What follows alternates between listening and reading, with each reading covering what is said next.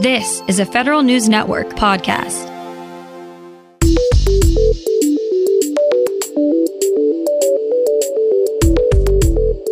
Coming up on today's Federal Newscast, it's one of the biggest cost of living adjustments for Social Security recipients ever.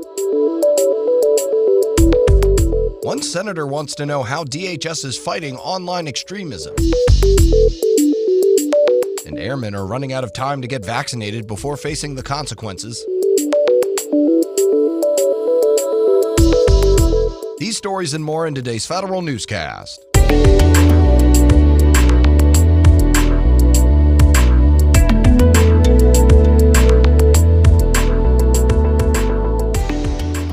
Welcome to today's episode of the Federal Newscast. I'm Eric White. Retirees will see the largest cost of living adjustment in 39 years. The Social Security Administration says most beneficiaries will receive a 5.9% COLA in 2022.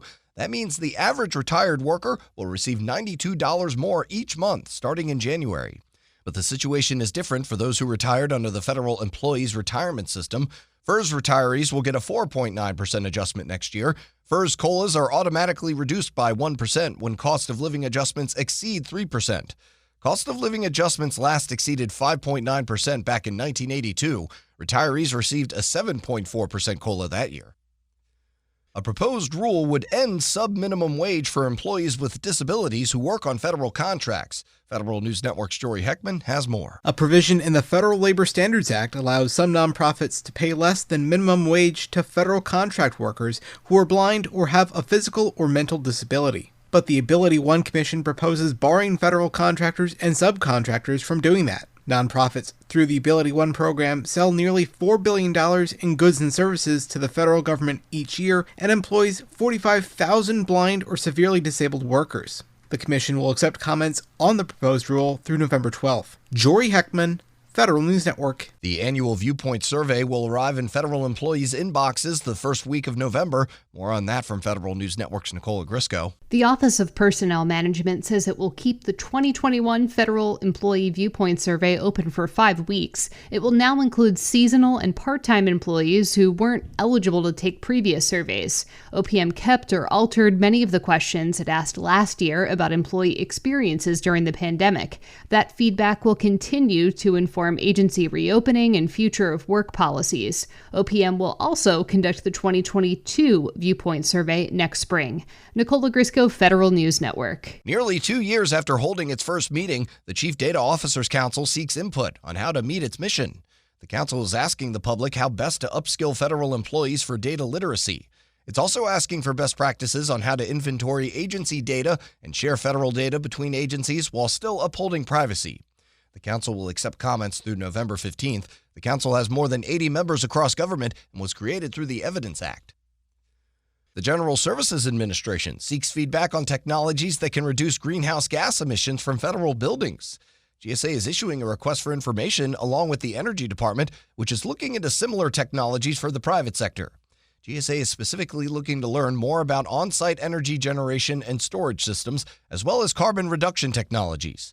Since 2011, GSA has evaluated more than 80 next-generation building technologies for use in federal buildings.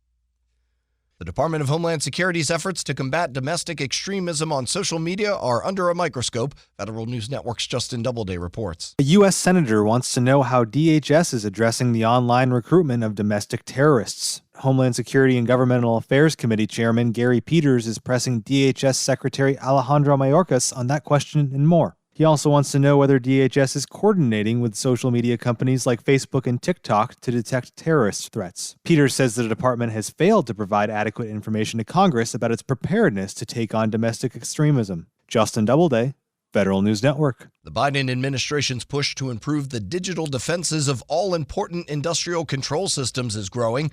The ICS initiative will soon expand to the U.S. water sector, the White House said this week. The administration started with the electricity sector this spring, followed by natural gas pipelines over the summer. The voluntary initiative aims to help critical infrastructure firms deploy better security technologies on their networks. The White House says the project is a key part of its strategy for defending the nation from ransomware and other digital attacks.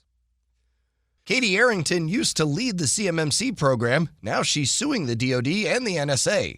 Federal News Network's Jason Miller tells us why. Katie Arrington, who's been on paid administrative leave since May, has filed a lawsuit against the DoD and NSA in an attempt to clear her name and accelerate the investigation into her alleged violations. Arrington had been DoD's Chief Information Security Officer for Acquisition and Sustainment since 2020. In the complaint filed in the District Court of Washington, D.C., Arrington claims DoD and NSA's suspension of her security clearance and her position in the Pentagon are baseless or exaggerated and are politically motivated. She wants to return to her position if she's cleared of all allegations.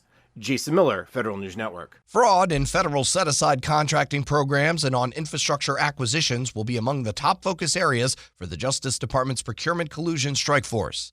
Daniel Glad, the director of the strike force, told the American Bar Association that by focusing on maintaining the integrity of initiatives like the 8A program or the Service-Disabled Veteran-Owned Business Program, Justice will ensure that these efforts continue to serve disadvantaged and underserved communities, advance economic justice, and build a more free and fair economy for everyone.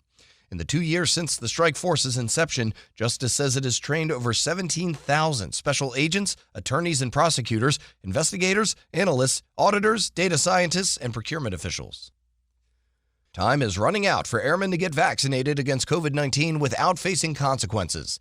There are still about 13,000 airmen who are not fully vaccinated. The Air Force mandated that all airmen need to be fully inoculated against coronavirus by November 2nd. The Air Force says it will take punitive action if necessary. That could include counseling or administrative actions. The Army has completed a detailed study on the health of its families. More from Federal News Network's Tom Temin. Army brass already knew that money, relocation stress, and of course the dangers of deployments most stress Army families. Now the Army's Public Health Center has distilled military-specific data about holistic family health from scores of other studies and data sources. The resulting inaugural Health of the Army Family Report is still being vetted for November publication, but researchers promise it will have 65 recommendations for improving Army family health. I'm Tom Temin. The Veterans Benefits Administration is preparing to hire 2,000 more employees to help handle a growing backlog of claims. There are 204,000 claims in VBA's backlog today. The agency says that number will grow later this month. It identified 70,000 new claims linked to 3 presumptive conditions related to Agent Orange. Many of those claims will enter the backlog. VBA projects the backlog will grow to 260,000 disability claims later this month.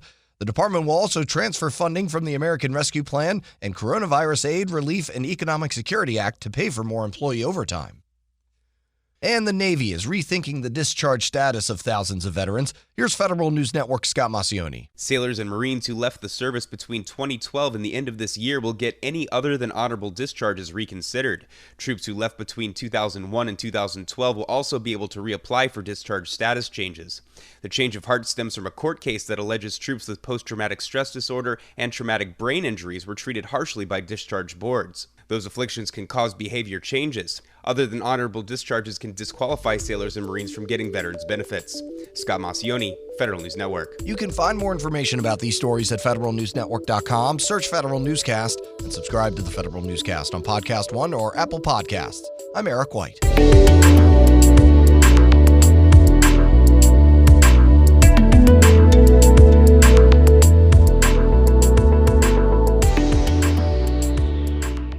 This is Peacock. I love it! It's streaming your favorite shows, movies, live sports, breaking news, exclusive originals. It's The Office. That's what she said. Chrisley Knows Best. It's gonna be Todd's Way or the Highway. And Peacock original shows like Punky Brewster. Holy macanoli. So whether you're in the mood for every live WWE pay-per-view or every episode of Law & Order SVU, Peacock's got you covered. Peacock. Watch for free, upgrade for more. Stream now at peacocktv.com. Se acercan las elecciones para elegir quién nos representará en la Asamblea General y necesitamos hacer un plan de cómo vamos a votar y por quién. Tenemos que unirnos y votar por el demócrata Joshua Cole.